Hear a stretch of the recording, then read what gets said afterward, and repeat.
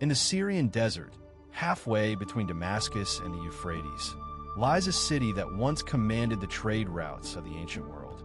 Its ruins rise from the sand like a mirage, columns, temples, and tombs that speak of a time when this was one of the wealthiest places on earth.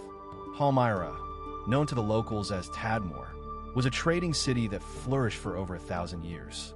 It sat at the crossroads of the Roman Empire and the Parthian Empire, controlling the flow of silk, spices, and luxury goods between east and west.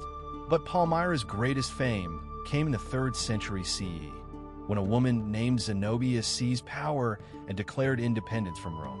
She conquered Egypt, parts of Turkey, and much of the Middle East, creating an empire that threatened the very existence of Rome. The Romans eventually crushed Zenobia's revolt, but Palmyra remained a magnificent city for centuries. Its temples, colonnades, and towers were among the finest in the Roman world.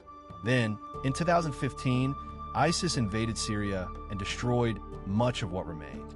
The world watched in horror as priceless monuments were demolished, monuments that had survived for nearly 2,000 years. This is the story of Palmyra, the desert city ISIS tried to erase.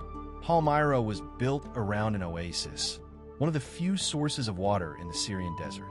The city grew wealthy by taxing the caravans that passed through on their way between Rome and the east. The architecture of Palmyra was unique, a blend of Roman, Greek, and Eastern influences.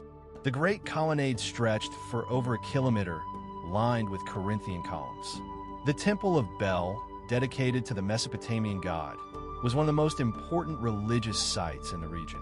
But what made Palmyra truly special was its people. The Palmyrines were multilingual, multi-ethnic, and multicultural. They spoke Aramaic, Greek, and Palmyrene.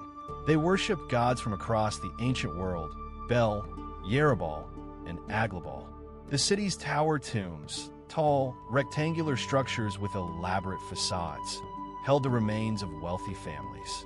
Some contained over 40 sarcophagi, each decorated with carvings of the deceased. Zenobia was the queen who dared to challenge Rome. Born around 240 CE, she was a woman of extraordinary intelligence, beauty, and ambition. She spoke Greek, Aramaic, and possibly Latin. She studied philosophy and history. She claimed to be descended from Cleopatra and Dido of Carthage. In 267 CE, after her husband was assassinated, Zenobia took control of Palmyra and declared independence from Rome. She quickly conquered Egypt, parts of Turkey, and the Levant, creating an empire that stretched from the Nile to the Euphrates. The Roman Emperor Aurelian was forced to march east with a massive army. In 272 CE, he besieged Palmyra and captured Zenobia. According to legend, she was paraded through Rome in golden chains before being executed.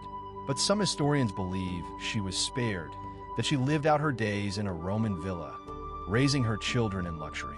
The truth remains unknown. In 2015, ISIS, the Islamic State, captured Palmyra. They immediately began destroying the city's ancient monuments. The Temple of Bel was demolished with explosives. The Arch of Triumph was bulldozed. The tower tombs were dynamited. The destruction was not random. It was deliberate. ISIS wanted to erase the pre-Islamic history of the region, to rewrite the past in their own image. They filmed the destruction and posted it online, using it as propaganda. But the world did not forget. In March 2017, Syrian government forces recaptured Palmyra. The city was damaged, but not destroyed. Many monuments survived, though some were irreparably damaged. Today, the ruins of Palmyra stand as a testament to both the beauty of the ancient world and the destructive power of modern extremism.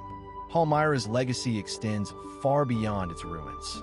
The city was a symbol of cultural exchange, proof that different civilizations could coexist and thrive together.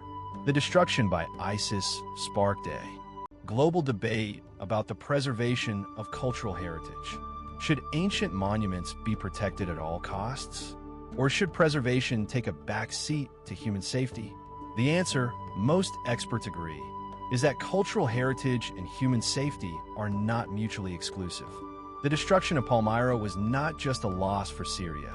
It was a loss for all humanity. Today, efforts are underway to document and preserve what remains of Palmyra. Digital scans, photographs, and 3D models are being created to ensure that even if the physical ruins are destroyed, their memory will survive. The story of Palmyra reminds us that beauty is fragile and that we must fight to protect it.